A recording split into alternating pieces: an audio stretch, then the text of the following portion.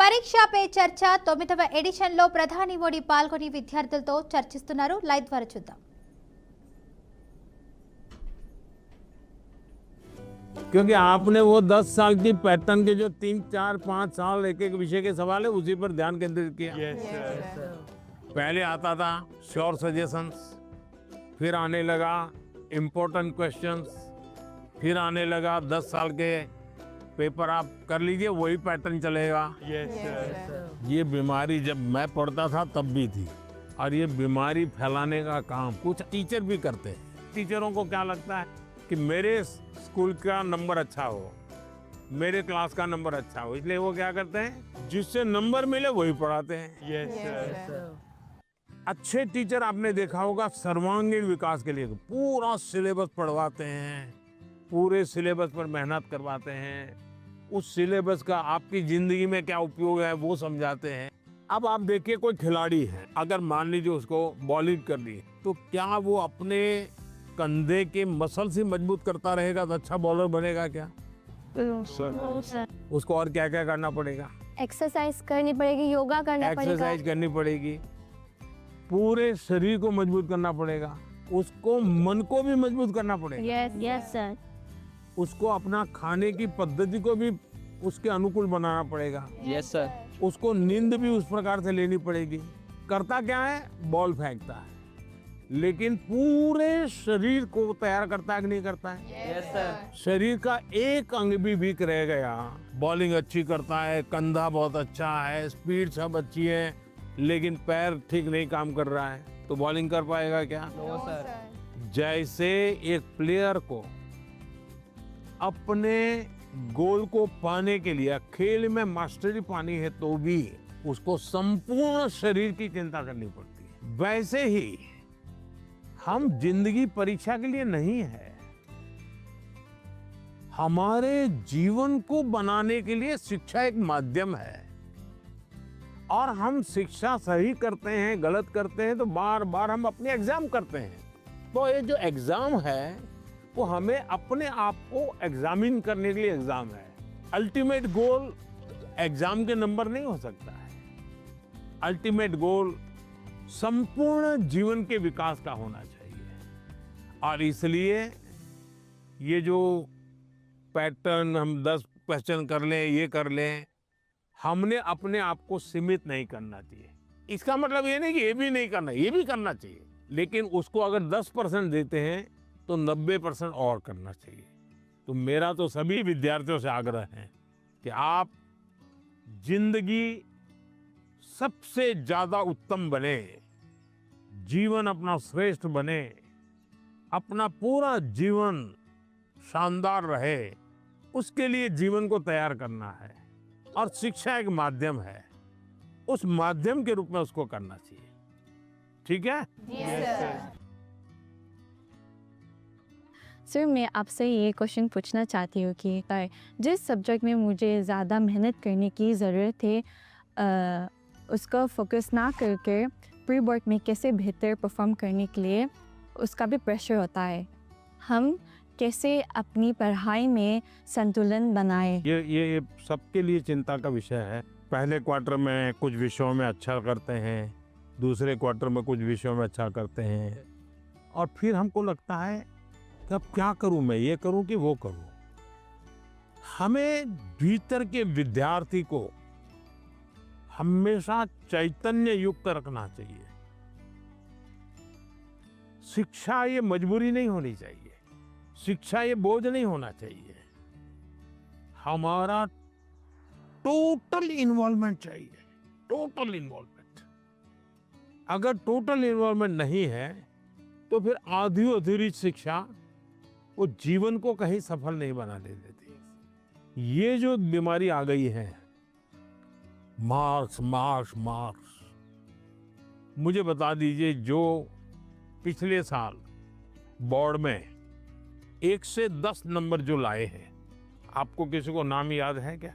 बहुत मुश्किल से याद होगा जी. इतना ही नहीं, आप 1 महीने के बाद पूछोगे कि भाई ये अखबार में इनकी फोटो छपी थी, इनके नाम आए थे, वाहवाही हुई थी, फिर भी हम उतना उनको भी याद नहीं रखते।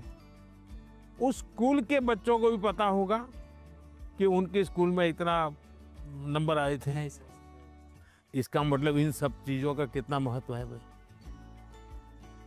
कुछ समय के लिए याद कुछ समय के लिए होता यस है, सर यस। उससे ज्यादा तो होता नहीं है। और इसलिए हम अपने मन को नंबर, मार्क्स उससे जोड़ने के बजाय मेरे जीवन कहाँ पहुंचा और उसके लिए लगातार अपने आप को कसते रहना चाहिए, कसौटी करते रहे खुद की, क्लासरूम में नहीं, एग्जामिनेशन रूम में नहीं, खुद को कसते रहना चाहिए। मेरा आपसे ये प्रश्न है कि जैसे हम पढ़ाई करते हैं उस समय पे हमें इधर उधर के बहुत सारे ख्याल आते हैं तो हम फोकस नहीं कर पाते, तो उस समय पे अपने आप को शांत कैसे रखें? क्योंकि हम पढ़ तो लेते हैं लेकिन बहुत जल्दी भूल जाते हैं।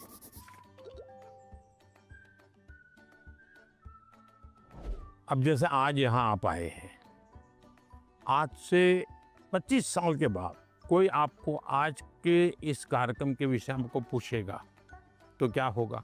भूल जाएंगे कि याद रहेगा? याद रहेगा सर, ये बहुत यादगार रहेगा। सर ये बहुत स्पेशल मोमेंट है जो हम आपसे मिल रहे हैं।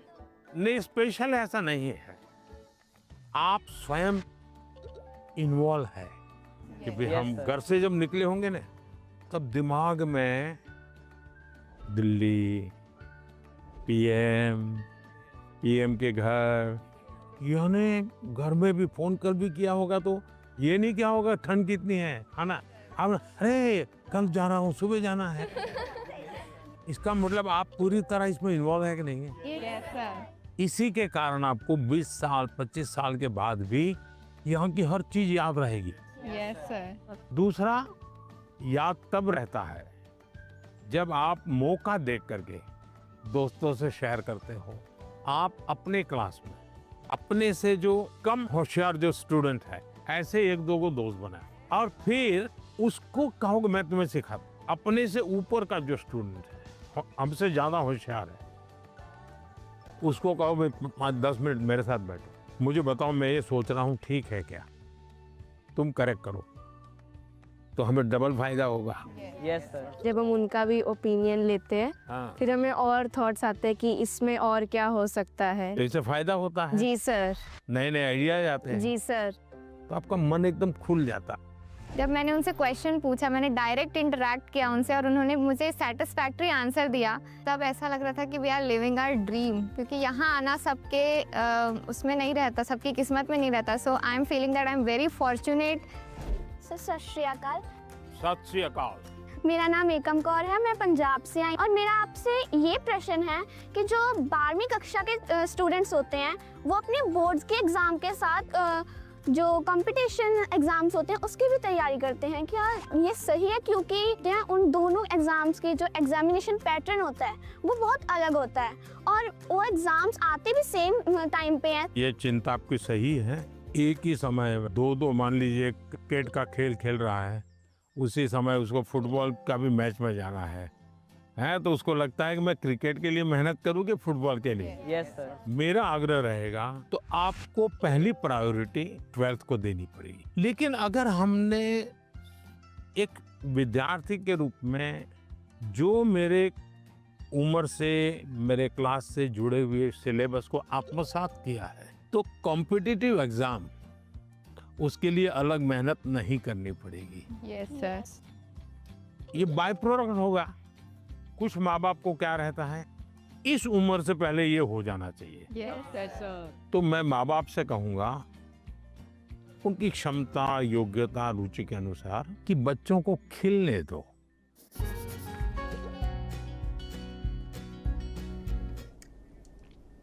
పార్టీ ఫిరాయించిన ఎమ్మెల్యేలపై అనర్హత వేటు వేయాలని కోరుతూ బీఆర్ఎస్ పార్టీ దాఖలు చేసిన పిటిషన్పై నేడు సుప్రీంకోర్టులో విచారణ జరుగుతుంది.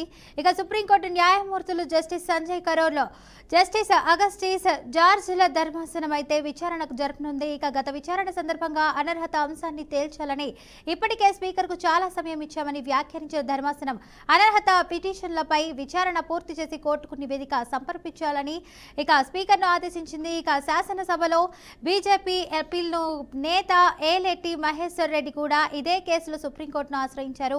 స్పీకర్ సుప్రీంకోర్టు ఇచ్చిన ఆదేశాలను అమలు చేయలేదంటూ బీఆర్ఎస్ నాయకులు కోర్టు ధిక్కరణ పిటిషన్ కూడా వేశారు. ఇక వీటిపై కూడా నేడు విచారణ జరగనుంది.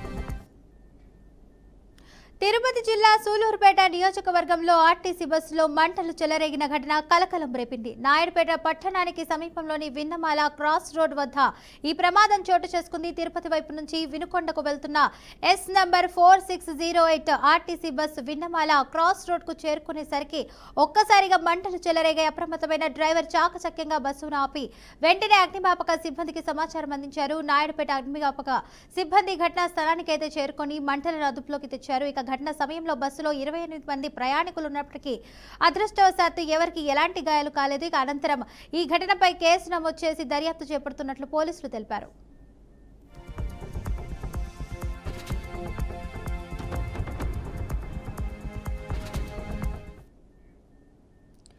అండర్-19 ప్రపంచ కప్ ఫైనల్ ఫైట్ కు అయితే సమయం ఆసన్నమైంది. ఇక వరుసగా అన్ని మ్యాచ్లు గెలిచి భారత యువ ఆటగాళ్లు తుది సమరానికి చేరుకున్నారు. ఇక ఇవాళ మధ్యాహ్నం ఇంగ్లాండ్ తో ఫైనల్లో పాల్గొనేందుకు అయితే కసరత్తు చేస్తున్నారు. ఇప్పటి వరకు భారత జట్టు వరల్డ్ కప్ ఫైనల్ కు 10 సార్లు చేరుకోగా అందులో 5 సార్లు విజేతగా నిలిచారు. ఇక ఈ టోర్నీలోనూ ఇంగ్లాండ్ పై గెలిచి 6వ టైటిల్ అందుకోవాలని భారత ఆటగాళ్లు ఆసక్తిగా ఎదురుచూస్తున్నారు.